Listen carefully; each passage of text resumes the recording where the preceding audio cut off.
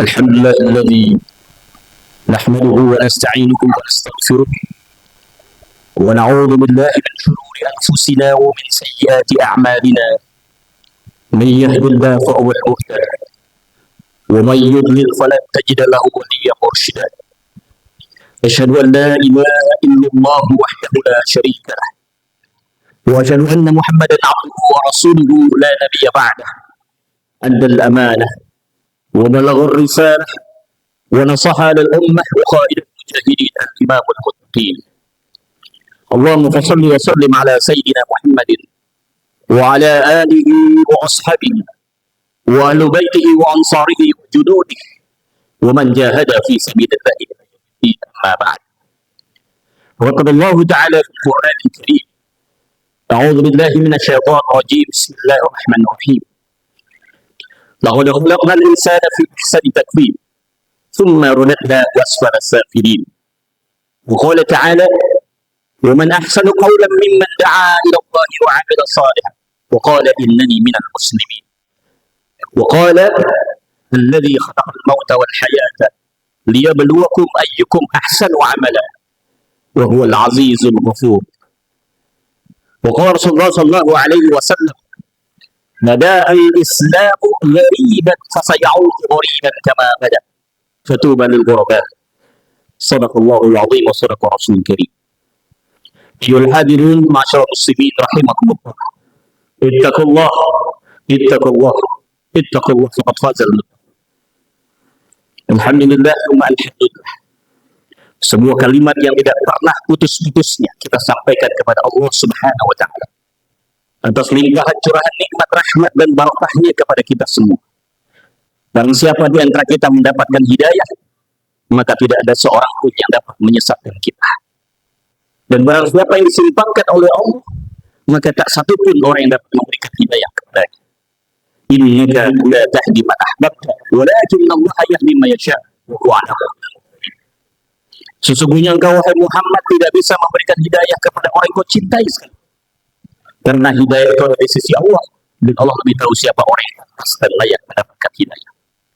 Semoga kita yang ada di masjid ini senantiasa bimbingan hidayah Allah Subhanahu wa Ta'ala. Salawat dan salam kita sampaikan kepada manusia yang paling khusyuk di dalam sholatnya, manusia yang paling jujur dalam setiap perkataan dan perbuatannya, manusia yang paling bijaksana dalam mengambil keputusan, manusia yang paling kasih terhadap fakir miskin, du'afa dan anak yatim, manusia yang paling sayang terhadap para istrinya. Itulah Nabi kita Muhammad Sallallahu Alaihi Wasallam. Semoga tercurah pula kepada sahabat dan keluarganya, dan insya Allah kita yang hadir di sini tanpa terkecuali mendapatkan syafaat pembelaan dari beliau di hari kiamat kelak. Amin ya rabbal alamin. Masyaallah muslimin rahimakumullah. Destiny is not the matter of chance, but it's all about the matter of choice.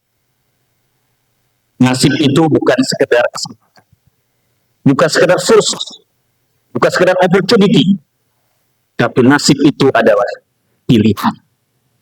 This is your choice. Itu adalah pilihan Anda. Ketika hari ini nasib kita adalah menjadi orang yang gagal, itu adalah pilihan Anda. Ketika Anda menjadi sukses, itu pun juga pilihan Anda. Sebagaimana Allah firmankan dalam Al-Quran dalam surat Ar-Ra'd ayat 11, Inna allaha la yughayyiru ma biqawmin hatta yughayyiru ma bi anfusihim. Allah tidak akan merubah nasib suatu kaum sampai mereka merubah nasib mereka sendiri. Bahwa perubahan itu bukan dimulai dari eksternal, tetapi dimulai dari internal. Perubahan itu bukan outside in, tetapi inside out, dari dalam keluar. Itulah yang dijaga Allah dalam Al-Quran. Kita tidak perlu berharap orang lain berubah, tapi mulai dari kita untuk berubah. Insya Allah perubahan yang kita lakukan akan membawa perubahan di sekeliling kita. Masyaallah muslimin rahimahullah. Kita melihat sebuah fenomena. Ada sebuah keluarga yang sangat luar biasa, tetapi melahirkan anak-anak yang biasa-biasa saja. Tapi di sisi lain ada keluarga yang biasa-biasa saja, tapi lahir dari mereka anak-anak yang luar biasa. Berarti soal nasib ini tidak ditentukan oleh satu faktor saja. Oleh karena itu ada satu formula yang menyatakan nasib itu adalah kombinasi perkaunan antara nasab dan nisab. Nasabmu dan nisabmu akan menentukan nasib. Betul bahwa nasab itu menentukan, tapi bukan segala-galanya. Itu sebenarnya dalam Al-Quran dan juga disebutkan Rasulullah dalam hadis. Pada saat seorang syabab, seorang pemuda yang ingin melepaskan status lajangnya, maka beliau memberikan pesan, nikahilah perempuan yang memiliki agama. Nikahul lisan, dinikahi wanita itu karena 4 hal.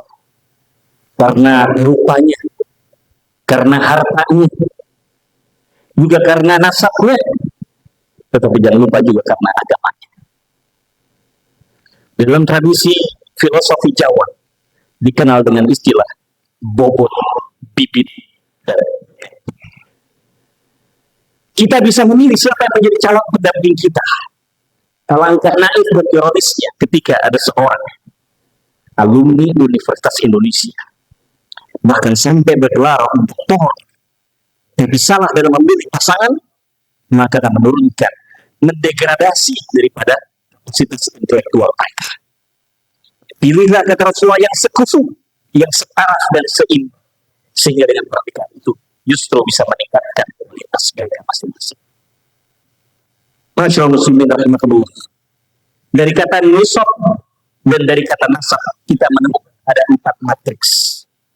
Ada 4 model manusia yang ada di sekitar kita. Yang pertama, orang yang nasibnya bagus karena nisabnya bagus walaupun nisabnya tidak bagus. Contoh, sebuah keluarga bangsawan, keluarga intelektual, dia sudah terbantu dengan modal awal, modal dari orang tuanya, itu adalah nasab. Tapi tidak semua orang berasal daripada orang tua, lingkungan bangsawan. Tidak semua berasal dari sebuah keluarga yang intelektual. Yang kedua adalah nasabnya biasa, tapi nisabnya luar biasa. Mereka lahir dari seorang ayah, seorang ibu buruh cuci. Tapi luar biasa dari mereka berdua lahir seorang pemimpin yang sangat luar biasa. Kenapa? Karena dia memperhatikan soal nisab. Itu nisab dalam konteks fikih, terutama fikih zakat. Dia syarat utama untuk berzakat itu adalah haul dan nisab. Telah mencapai 1 tahun dan nisab, ada batas minimal yang harus dilewati yang akan berzakat. Kalau batas minimal ini belum dilewati, maka statusnya adalah mustahik. Tapi kalau sudah dilewati batas nisabnya, maka dia disebut dengan istilah muzaki. Begitupun dalam kehidupan kita. Kualitas seseorang itu akan mencapai derajat yang tinggi ketika dia melewati batas minimal. Itu yang disebut dengan nisab. Dalam bahasa Al-Quran disebutkan dalam surah Al-Isra ayat 80. A'udzu billahi minasyaitonir rajim. Bismillahirrahmanirrahim. Kullun ya'malu 'ala syakilatihi. Farabbukum a'lamu biman huwa ahda sabila. Katakanlah setiap orang bekerja, berusaha, beraktivitas, berproduksi sesuai dengan syakilah. Beberapa ulama, kaum mufassirin, dalam kitab Al-Mu'jam Al-Baqarah disebutkan kata syakilah bermakna kapasitas. Asyakilah bermakna potensi, bakat, dan segala hal yang ada turunannya dengan istilah tersebut. Setiap kita dilahirkan dalam kondisi punya bakat. Tidak ada satu manusia yang lahir di muka bumi tidak punya potensi. Every children born to be genius. Setiap bayi ke dunia lahir dalam keadaan genius. But the parents make them be genius. Tapi orang tuanya lah yang membuat mereka menjadi tidak genius. Tidak benar Allah itu disebut tidak adil. Setiap yang lahir di muka bumi dia punya potensi untuk jenius, kecuali yang memang lahirnya sudah cacat atau disabilitas. Secara normal semua punya potensi yang sama. Halnya sama, beratnya sama, konfigurasinya sama. Nanti yang berbeda adalah infrastruktur dan arsitektur dari otaknya saja yang berbeda. Ada yang melatih dengan kapasitas tinggi yang menjadi jenius. Masyarakat muslimin rahimahumullah. Yang ketiga adalah orang yang sudah nasibnya jelek, nasabnya jelek, dan nisabnya buruk.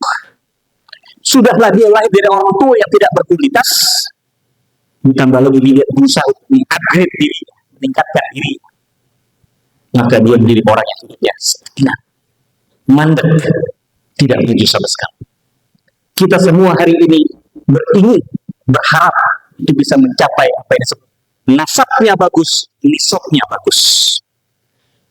Dan dia masih sendirian.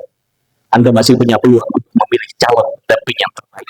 Dan nanti dilahirkan dari pasangan itu anak-anak yang berkualitas. Bagaimana dengan halnya yang sudah terjadi? Kita sudah punya orang tua yang biasa-biasa saja. Kita masih punya peluang satu. Perbaiki nisab Anda. Perbaiki nisab Anda. Perbaiki kapasitas Anda.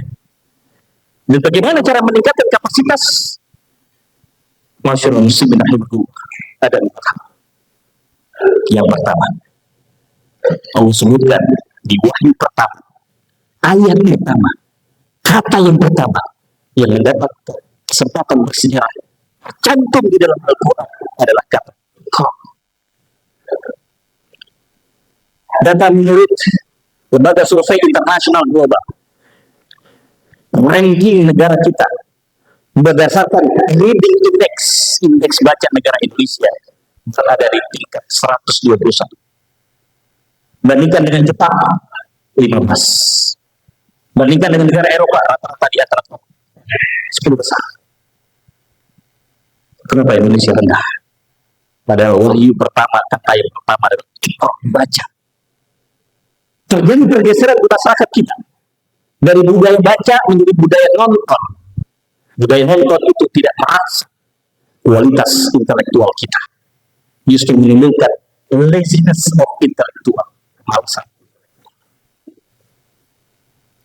Kita tidak melakukan mengapresiasi terhadap artificial intelligence, digital, kita sangat mengakui dan menghargai. Tapi ketika Anda hidup tergantung kepada AI, hidup Anda tergantung pada digitalisasi, maka tentang sama, Anda sudah melumpuhkan kemampuan intelektualitas Anda. Daya analisis kita menjadi sangat dangkal karena semua sudah terbantu lewat teknologi. Jika tidak ada effort dan usaha perbaiki kualitas pemikiran kita. Itu yang kedua, tidak ada pilihan lain. Budaya baca. Yang menurutnya dalam kaidah ilmu tafsir, kata Iqra itu termasuk dengan fi'il amr. Kalimat imperatif.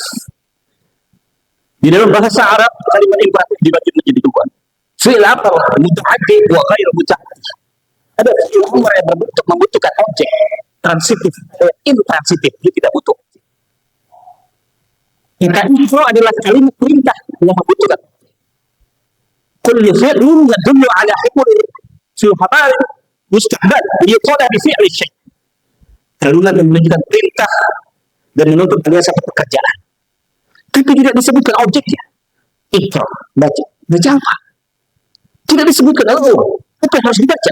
Langsung kalimatnya Bismi rabbikal ladzi. Ini bicara metode, bicara wasilah.